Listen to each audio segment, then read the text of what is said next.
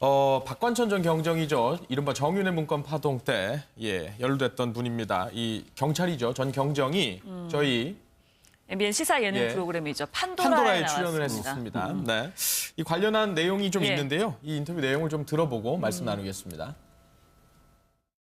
박근혜 전 대통령이 구속되셨습니다, 지금.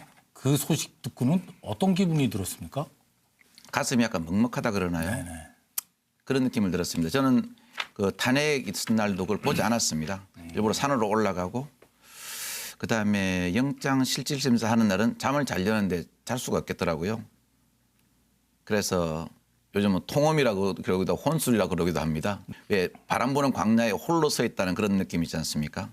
아니면은 마라톤 40.195km를 뛰었는데 막상 다 뛰고 나니까 꼬린 점이 없는 좀 그런 느낌을 받았죠.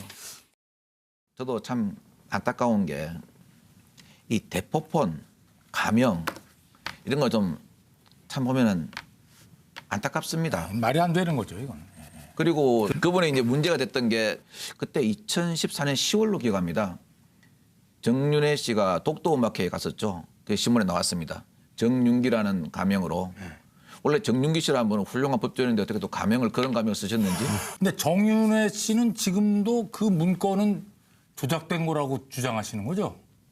근데 조작된 게 어떻게 다 현실로 이루어졌을까요? 그러네. 그거보다 더 현실로 이루어진 거예요. 더 험악한 현실로. 당시 김기춘 실장이 최순실을 그때 알고 있었던 것 같아요? 모르고 있었던 것 같아요? 이건 제 생각입니다. 네. 저는 알고 있었다고 생각합니다. 그렇죠. 존재는 알고 계실 수밖에 없겠죠. 왜냐하면 그 문건에 분명히 그 이름이 들어가 있고 그 문건을 조홍천 전 비서관이 비서실장께 보고하는 것을 제가 문 밖에서 들어가는 까지 봤고 나오신 다음에 제가 그랬죠. 어떻게 더 조사하라는 수명이 있었습니까? 하니까 아직 그런 건 없다 그러더라고요. 소위 말하는 정윤회 문건이라는 거 있지 않습니까? 네네. 이 문건에 대해서는 좀 이렇게 여러 가지 버전이 있죠. 한 7가지에서 8가지 버전이 있습니다. 그만큼 이 문건이 민감하기 때문에 많은 수정 과정을 거쳤던 거죠. 그러니까 이제 그런 데죠. 십상시들과 정윤회의 모임에서는 네. 공공연하게 이 나라 권력 서열 1위는 최순실, 2위는 정윤회, 3위는 박근혜다. 예. 요 내용을 직접 본인이 썼습니까? 네, 제가 쓴 건 맞습니다. 시중에서 오고 간다는 말이라기보다는 그 모임에서 그런 말이 나왔기 때문에 참 참담하다. 이런 말이 만일 외부에 나왔을 경우에 대통령의 국정 운영에는 치명타지 않습니까? 그 시중에서 뭐 모르는 얘기니까 이게요. 예, 그래서 제가 그걸 이제 언급을 해준 거죠. 언급을 해줬는데 그 이제 처음 초기 버전에 있던 내용에 대해서는 제가 내용은 다 말씀 못 드리는데 상당히 뭐 최순실 씨에 대해서도 많은 내용이 좀 있었는데 아무래도 민감하다 보니까 최종 보고서 있지 않습니까? 신문에 나왔던 문서는 최종 보고서로 제가 지금 알고 있습니다. 내용이 많이 좀 조정된 그런 문서죠. 처음에 그러니까 적어도 이 문건에 대해서 보면 이 문건의 진위를 따지기 이전에 김기춘 전 비서실장의 해명 중에 하나와 충돌하는 부분은 분명히 있습니다. 그러니까 몰랐다. 그 최순실 씨 존재 자체를 몰랐다라고 얘기하는 부분은 그러니까 뭐 나중에는 뭐 이름을 들어본 적은 있다라고 얘기를 했습니다만 어쨌든 이 문건에 대해서 보고를 했으면 그 부분에 대해서 따져봐야 될 거 아닙니까? 이 사실이 맞는지 아닌 건지. 그럼 적어도 그 의혹에 대해서는 소상히 알고 있었지 않았겠느냐. 이런 해석이 가능한데 어떻게 보세요? 이게 이제 처음에 왜 발단이 됐느냐. 박지만 씨가 정윤회 씨 측에 의해서 미행을 당한다라고 해서 박지만 씨 측의 이야기를 들어보면 제가 뭐 간접적으로 들어봤는데요. 예. 오토바이로 미행하는 사람이 있었다는 겁니다. 잡아서 확인을 했다. 그래서 청와대에 박지만 씨가 직접 김기춘 실장한테 전화를 했고 시사저널인가는 언론에 이게 보도가 됐죠. 소송이 붙고 그러는 이제 부분 속에서 저런 어떤 십상시 모임에 관한 이야기들이 이제 흘러다니는 부분이 아마 아주 초안 행태로 김기춘 실장한테 보고된 것 같아요. 그런데 김기춘 실장이 관심을 가지게 된 것은 당신이 이 십상시들이 모인 데서 주방의 대상이 되고 있다. 또 실제로 그 즈음에 최순실이 무슨 영감이라고 표현하면서 동물에 비유해서 그러면서 마치 비하하는 표현도 있지 않습니까? 그러니까 아마 박관천 경정은 김기춘 실장한테 이렇게 밖에서 모여서 국정을 논의하고 당신조차도 이렇게 한다고 하면 자기가 상을 받을 거라고 생각을 했어요. 그러니까 아마 김기춘 실장이 곧바로 이제 조홍천 씨를 시켜서 이제 확인해봐라. 그리고 보고서를 해서라 했으니까 얼마나 열심히 보고서를 했겠습니까? 근데 저분이요. 다른 사람보다 빨리 최순실의 존재를 파악하게 된 것은 그때 당시에 대전지방 전 국세청장이 최순실의 척근인 한 여자하고 알고 있어가지고 그 여성을 통해서 많은 정보를 듣고 박관천이한테 이야기를 해주게 된 거죠. 정보통이지만 뭐 경정이면 예. 그렇게 이제 고위층에 접근할 수 있는 부분까지는 아닌데 저렇게 정보를 파악할 수 있게 된 것 같습니다. 그래서 최순실의 아주 우연히 접근을 하고 잘 아는 어떤 정보를 입수하다 보니까 그때부터 3인방에다가 또 이렇게 좀 초점을 맞추고 보니까 3인방이 강남에서 모여서 이런 이야기를 한다라는 정보까지 입수를 한 겁니다. 사실 대단한 정보가 입수가 된 거죠. 그러면서 이제 박관천 경정은 그중에서 좀 쇼킹한 부분만 빼고 덜한 부분만 그 아까 7차례인가 정정했다지 않습니까? 예. 그래서 올렸는데 김기춘 실장이 아마 그걸 가지고 박 전 대통령과 어떻게 하려고 했을 건데 예. 그게 이제 막힌다라는 것을 느끼면서 본인도 어쩔 수 없다. 대세에 순응해야 된다 하면서 최순실이 대세라 3인방이 대세다라는 걸 인정하면서 타협으로 가게 됐죠.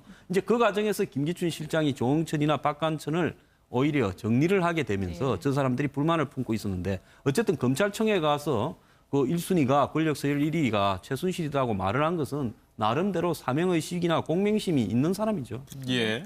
김성환 평론가께서는 네. 어떻게 보세요? 뭐 그림을 다 그려주셔가지고 예. 제가 뭐 특히 상황에 대해서 덧붙일 말은 없는 것 같은데요. 그러니까 분명한 것은 김기춘 전 비서실장이 관련 내용을 충분히 파악했을 만한 위치에 있었다. 예. 실제로 보고를 받고 이건 빼라, 이건 빼라 이래서 빼냈다는 거예요. 그러니까 굉장히 최순실과 관련돼서 훨씬 더 많은 내용이 들어있던 보고서를 다 빼도록 한 네. 다음에 마지막에 나온 게 지금 우리가 알고 있는 내용이라는 예. 겁니다. 그러니까 최순실의 국정농단을 몰랐다거나 최순실이라는 이름을 잘 들어본 적 없다고 말하는 것은 거의 100% 거짓말에 가깝다. 이렇게 볼 수 있다는 거고요.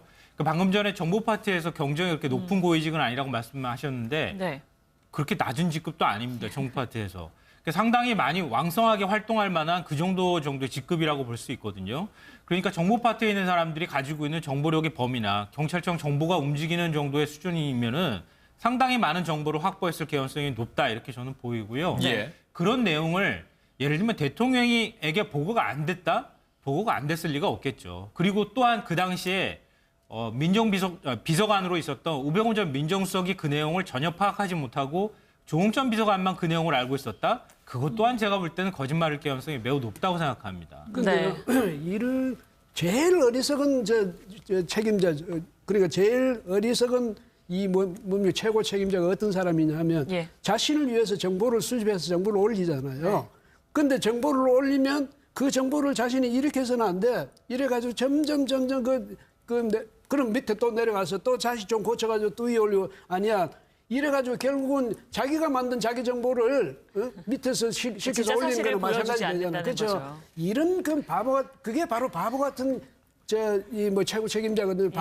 그러니까 이번에 만약 김기춘 실장도 정말 그런 식으로 과정을 거쳐서 그 정보를 취합했다면 이분이야말로 정말 아주 우리가 좀 심하게 말하면 바보스러운 일을 한 거 아닙니까? 예. 그래서 대통령도 마찬가지고 정보기관을 두고 첩보를 수집하고 하는 이유는 바로 그걸 가지고 자신을 경계하고 또 여러 가지 불합리한 점을 고치고 이렇게 하기 위한 건데 그걸 자기가 만든 정보를 가지고 자기가 보고받으면 그 결과는 아무것도 없죠. 그럼 그런 기관을 둘 필요가 없잖아요. 예. 그런 점에서는 이번에 말하자면 자업자득이지 누구를 원망할 입장이 아닌 것 같다. 알겠습니다. 이런 생각이 드네요. 지금 마지막으로 짧게 좀 짚어보겠습니다. 이 문건과 지금까지 알려진 정황들을 유추해보건데 나머지 두 비서관과 문고리 비서관 중에 나머지 2명 그리고 정윤회 씨는 이번 사건과 관련해서 뭐 어떤 연루 가능성이 뭐 없다고 봐야 됩니까? 법률적으로? 사실은 많이 있겠죠.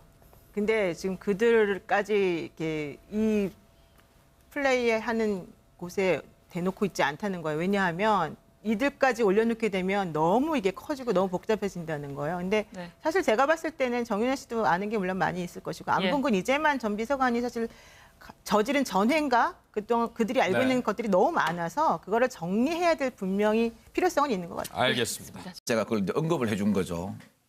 언급을 해줬는데 그 이제 처음 초기 버전에 있던 내용에 대해서는 제가 내용은 다 말씀 못 드리는데 상당히 뭐 최순실 씨에 대해서도 많은 내용이 좀 있었는데 아무래도 민감하다 보니까 최종 보고서 있지 않습니까? 신문에 나왔던 문서는 최종 보고서로 제가 지금 알고 있습니다. 내용이 많이 좀 조정된 그런 문서죠. 그러니까 적어도 이 문건에 대해서 보면 이 문건의 진위를 따지기 이전에 김기춘 전 비서실장의 해명 중에 하나와 충돌하는 부분은 분명히 있습니다. 그러니까 몰랐다. 그 최순실 씨 존재 자체를 몰랐다라고 얘기하는 부분은 그러니까 뭐 나중에는 뭐 이름을 예. 들어본 적은 있다라고 얘기를 했습니다만 어쨌든 이 문건에 대해서 보고를 했으면 그 부분에 대해서 따져봐야 될 거 아닙니까? 이 사실이 맞는지 아닌 건지. 그럼 적어도 그 의혹에 대해서는 소상히 알고 있었지 않았겠느냐.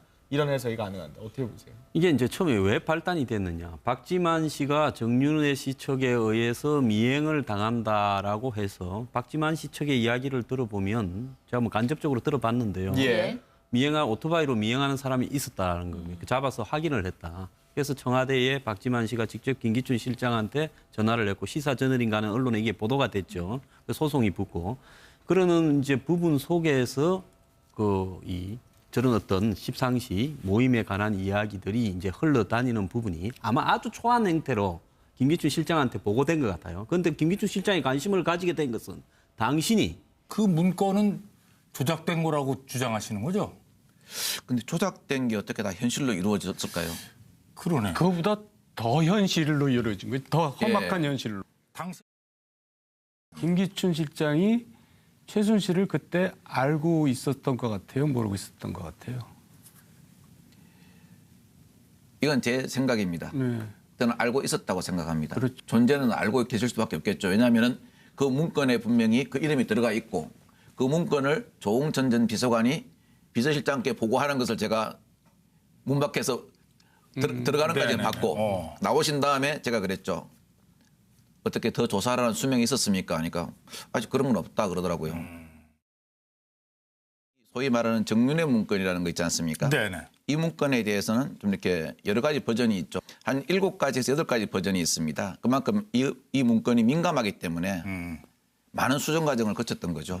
그러니까 이제 그런 데죠. 십상시들과 정윤회의 모임에서는 네. 공공연하게 이 나라 권력 서열 1위는 최순실, 2위는 정윤회, 3위는 박근혜다. 예. 요 내용을 직접 본인이 썼습니까? 네, 제가 쓴 건 맞습니다. 시중에서 오고 간다는 말이라기보다는 그 모임에서 그런 말이 나왔기 때문에 참 참담하다. 이런 말이 만일 외부에 나왔을 경우에 대통령의 국정 운영에는 치명타지 않습니까? 그 시중에서 뭐 모르는 얘기니까 이게요. 예, 그래서 이 십상시들이 모인 데서 주방의 대상이 되고 있다. 또 실제로 그 즈음에 최순실이 무슨 영감이라고 표현하면서 동물에 비유해서 예. 그러면서 마치 비하하는 표현도 있지 않습니까? 그러니까 아마 박관청 경정은 김기춘 실장한테 이렇게 밖에서 모여서 국정을 논의하고 당신조차도 이렇게 한다고 하면 자기가 상을 받을 거라고 생각을 했어요. 그러니까 아마 김기춘 실장이 곧바로 이제 조홍천 씨를 시켜서 이제 확인해봐라. 그리고 보고서를 해서라 했으니까 얼마나 열심히 보고서를 했겠습니까? 근데 저분이요. 다른 사람보다 빨리 최순실의 존재를 파악하게 된 것은 그때 당시에 대전지방 전 국세청장이 최순실의 척근인 한 여자하고 알고 있어가지고 그 여성을 통해서 많은 정보를 듣고 박관천이한테 이야기를 해주게 된 거죠. 정보통이지만 뭐 경정이면 예. 그렇게 이제 고위층에 접근할 수 있는 부분까지는 아닌데 저렇게 정보를 파악할 수 있게 된 것 같습니다. 그래서 최순실의 아주 우연히 접근을 하고 잘 아는 어떤 정보를 입수하다 보니까 그때부터 3인방에다가 또 이렇게 좀 초점을 맞추고 보니까 3인방이 강남에서 모여서 이런 이야기를 한다는 정보까지 입수를 한 겁니다. 사실 대단한 정보가 입수가 된 거죠. 그러면서 이제 박관청 경정은 그중에서 좀 쇼킹한 부분만 빼고 덜한 부분만 아까 7차례인가 정정했다지 않습니까? 예. 그래서 올렸는데 김기춘 실장이 아마 그걸 가지고 박 전 대통령과 어떻게 하려고 했을 건데 예. 그게 이제 막힌다라는 것을 느끼면서 본인도 어쩔 수 없다. 대세에 순응해야 된다 하면서 최순실이 대세라 3인방이 대세다라는 걸 인정하면서 타협으로 가게 됐죠. 이제 그 과정에서 김기춘 실장이 조홍천이나 박관천을 오히려 정리를 하게 되면서 저 사람들이 불만을 품고 있었는데 어쨌든 검찰청에 가서 그 1순위가 권력 서열 1위가 최순실이라고 말을 한 것은 나름대로 사명의식이나 공명심이 있는 사람이죠. 예. 김성환 평론가께서는 어떻게 보세요? 그림을 다 그려주셔가지고 예. 제가 뭐 특히 상황에 대해서 덧붙일 말은 없는 것 같은데요. 그러니까 분명한 것은 김기춘 전 비서실장이 관련 내용을 충분히 파악했을 만한 위치에 있었다. 예. 실제로 보고를 받고 이건 빼라 이래서 빼냈다는 거예요. 그러니까 굉장히 최순실과 관련돼서 훨씬 더 많은 내용이 들어있던 보고서를 다 빼도록 한 네. 다음에 마지막에 나온 게 지금 우리가 알고 있는 내용이라는 예. 겁니다. 그러니까 최순실의 국정농단을 몰랐다거나 최순실이라는 이름을 잘 들어본 적 없다고 말하는 것은 거의 100% 거짓말에 가깝다. 이렇게 볼 수 있다는 거고요. 방금 전에 정보 파트에서 경정이 그렇게 높은 고위직은 아니라고 말씀하셨는데 네. 그렇게 낮은 직급도 아닙니다. 정보 파트에서. 상당히 많이 왕성하게 활동할 만한 그 정도의 직급이라고 볼 수 있거든요. 그러니까 정보 파트에 있는 사람들이 가지고 있는 정보력의 범위나 경찰청 정보가 움직이는 정도의 수준이면은 상당히 많은 정보를 확보했을 개연성이 높다 이렇게 저는 보이고요. 예. 그런 내용을 예를 들면 대통령에게 보고가 안 됐다? 보고가 안 됐을 리가 없겠죠. 그리고 또한 그 당시에 비서관으로 있었던 우병우 전 박관천 전 경정이죠. 이른바 정윤회 문건 파동 때 연루됐던 분입니다. 이 경찰이죠. 전 경정이 저희 MBN 시사 예능 예. 프로그램이죠. 판도라에 판도라에 출연을 나왔습니다. 했었습니다. 네. 이 관련한 내용이 좀 예. 있는데요. 이 인터뷰 내용을 좀 들어보고 말씀 나누겠습니다.